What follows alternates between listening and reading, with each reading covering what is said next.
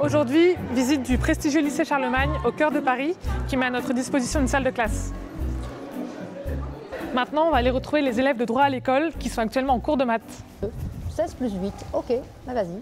Alors là, tu m'as donné déjà le résultat, hein, mais ce que j'aimerais, c'est que tu me donnes l'opération qu'il faut faire. Je suis Béatrice, je suis professeure bénévole pour droit à l'école. Donc je donne des cours parfois de français, un petit peu de maths. C'est formidable de pouvoir vraiment travailler ici, quoi, parce que vraiment au niveau des salles, c'est une vraie école, quoi. Donc on rencontre même des vrais profs, hein, à la salle des profs. Voilà, donc il y a un équipement, puis même je pense aussi que pour les élèves, c'est important de se retrouver dans une structure où il y a les récréations, on entend la sonnerie, il y a tout un processus qui se fait parce que c'est vraiment une école et en plus c'est une très belle école, c'est une école prestigieuse dans un quartier magnifique, donc à côté de Saint-Paul, dans le cœur du Marais. Cet environnement, je pense que c'est très positif et ça les aide pour la mixité, le mélange, le contact. C'est formidable pour nos élèves et aussi pour les jeunes qui sont ici. Voilà, donc ça fait d'une pierre deux coups. La première fois que j'ai entendu parler de droit à l'école, c'est dans une émission sur France Inter, un midi. J'ai découvert la problématique des mineurs non accompagnés qui n'avaient pas accès à l'éducation nationale. Et j'ai été particulièrement touché par ce que j'entendais. Donc à titre personnel, voilà un champ dans lequel je peux peut-être apporter quelque chose. Ensuite, je suis proviseur d'un lycée parisien assez prestigieux, avec des élèves qui probablement ne croiseraient pas la route des jeunes qui fréquentent l'association Droit à l'école. Et la perspective de mettre ces deux publics en relation me paraissait intéressante. Aussi bien pour les jeunes de droit à l'école, avaient accès par les actions qu'on pourrait mettre en place à des jeunes comme eux, mais intégrés dans la société française et faisant des études, mais aussi pour mes élèves qui ont une conscience citoyenne qu'ils ont déjà prouvée à travers pas mal d'activités.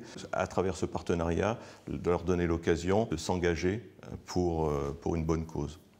La rentrée de septembre, on a mis à disposition de droit à l'école une salle de classe pour des cours le matin et l'après-midi, avec possibilité pour les jeunes de déjeuner avec nos lycéens et nos collégiens à la cantine. Le deuxième axe que je voulais développer, c'était un engagement des lycéens, pas des collégiens parce qu'ils sont trop petits, mais des lycéens dans des actions collectives et individuels. Les élèves s'en sont emparés, ils ont été assez enthousiastes et des ateliers ont vu le jour dès cette année.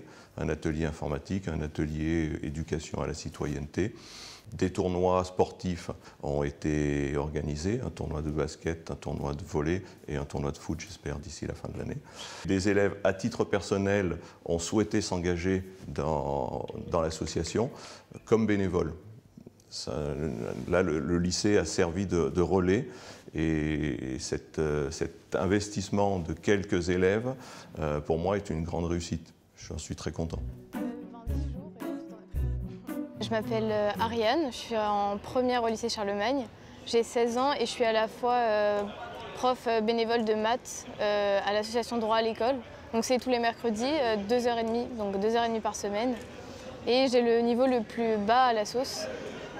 Donc c'est des élèves qui parlent à peine français, donc voilà, je fais des cours en anglais et on s'entend bien.